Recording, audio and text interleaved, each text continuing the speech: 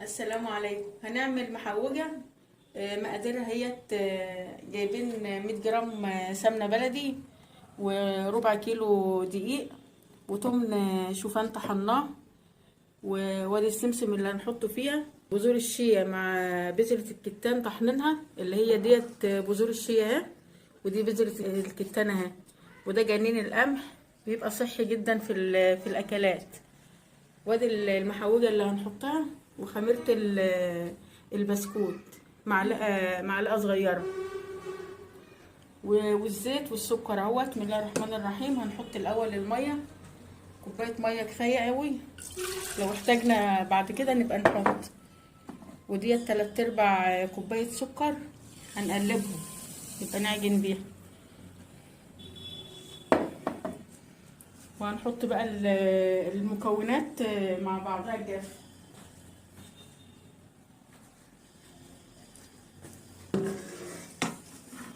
بسم الله الرحمن الرحيم. حطينا الدقيق وحطينا الشوفان، وهنحط السمسم، وهنحط المحوجة، وهنحط الشيا مع بذرة الكتان، وهنحط جنين القمح، وادي الخميرة،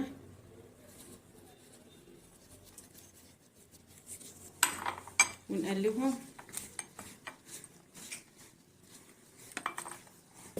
المحوجة دي بنجيبها من عند العطار، بتقول له هات شوية محوجة تبع الكمية اللي انت هتعمليها. كيلو محوجة بيديك الكمية بتاعتهم، نص كيلو محوجة تعمليها بتديك الكمية بتاعتهم.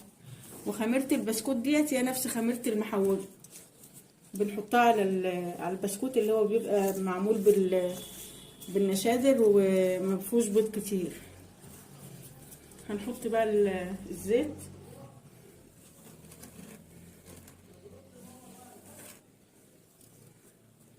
هنقلب بس السكر ده عشان يدوب شويه اول، ونحط معاهم برضو شويه الزيت. دولت اقل من كوبايه همت، يعني قولي كوبايه الا ربع، والكوبايه اصلا دي صغيره مش كبيره، عشان ما تبقاش ناعمه قوي، والكميه برضو قليله. بسم الله الرحمن الرحيم. اللهم صل على النبي.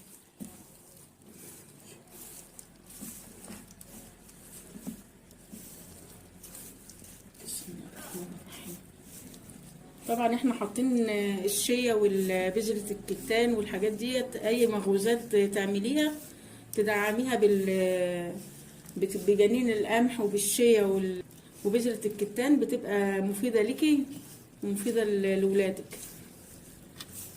زي ما قلت قبل كده، عايزين نغير من حياتنا للأفضل، نرجع بقى لأكلاتنا بتاعت زمان. والدتي الله يرحمها كانت بتعملها لنا، وهنعملها لكم برضو إن شاء الله.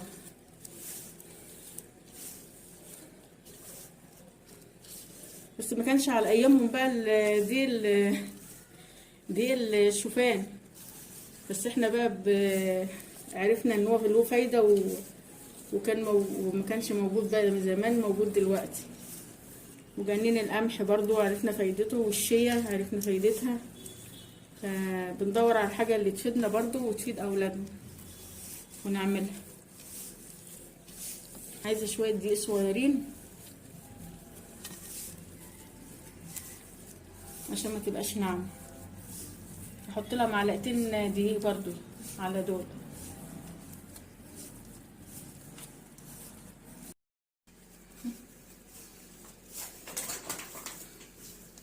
حطيت معلقتين دقيق، حسيت ان هي هتبقى ناعمه. ما انت بتحسها بايديكي برضو، لازم تبقى ايه يعني، مش طريه وانت بتعجنيها، تبقى مفرفره كده عشان ما تبقاش ناعمه.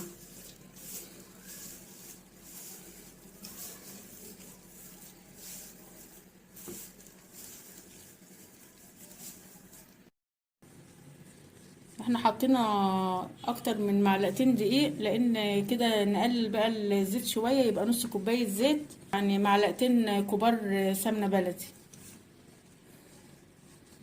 نقلل في الكميه شويه. لان انا زودت دقيق علشان ما تبقاش ناعمه. كده هنحط بقى الميه والسكر. بسم الله الرحمن الرحيم.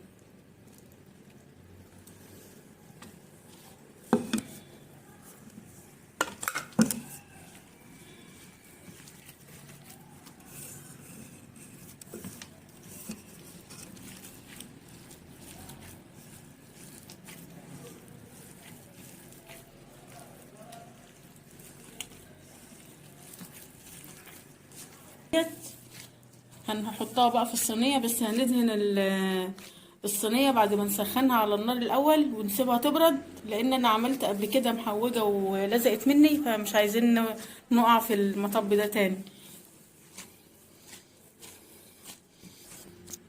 هنقلب برضو عليهم شويه سوداني من جوه، وهنحط برضو على الوش.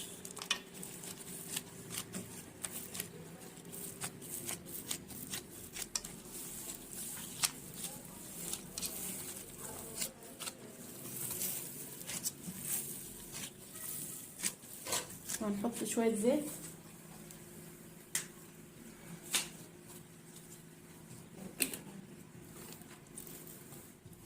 شويه زيت حلوين يعني علشان ما تلزقش، وكده كده بيشرب المحوجه بتشرب الزيت.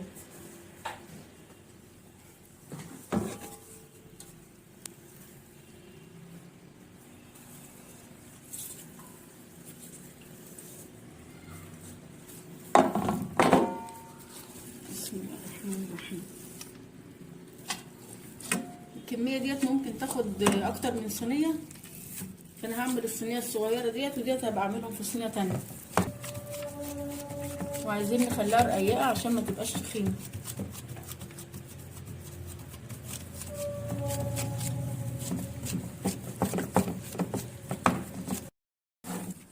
بنخليها رقيقه خالص علشان ايه تبقى مخرفشه كده وطعمها حلو، متبقاش تخينه وتضايق اللي ياكلها.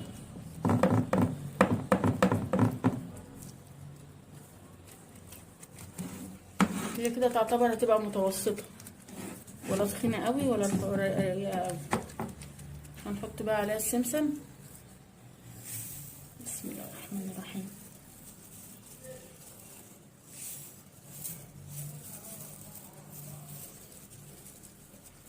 وهنجيب شويه سوداني برضو نحطهم عليه.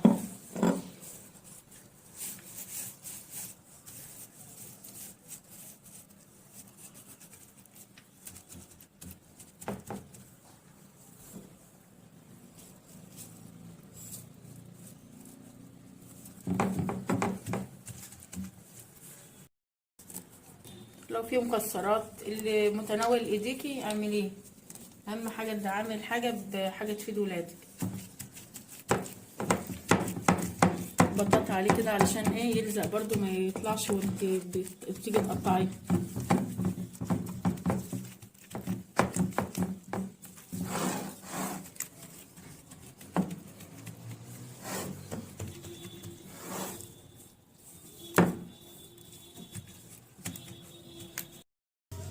هنحطها بقى في الفرن، هتقعد نص ساعة على نار هادية.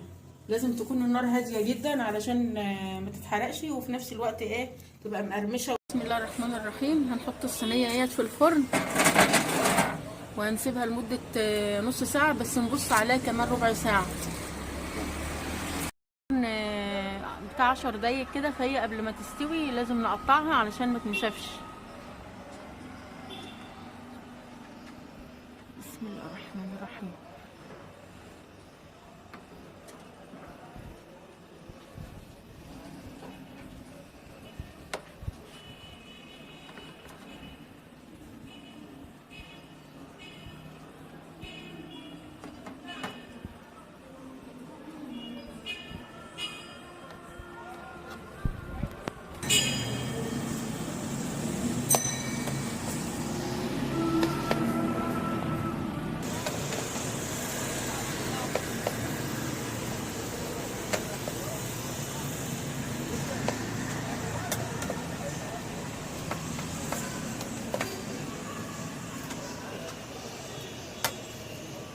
هنحطها بقى في الفرن على ما تكمل سوا.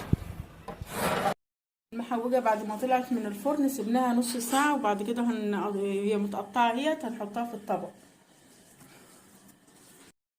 وده بعد ما رصينا المحوجة اهي بسم الله ما شاء الله، ومدعمينها بكل حاجة مفيدة، بذور شيا وجنين قمح وبذرة كتان وشوفان. بسم الله ما شاء الله، حاجة جميلة برضو لأولادك وليكي. لو الفيديو عجبكم اشتركوا في القناة وفعلوا زر الجرس عشان يوصل لكم كل جديد. والسلام عليكم ورحمة الله وبركاته.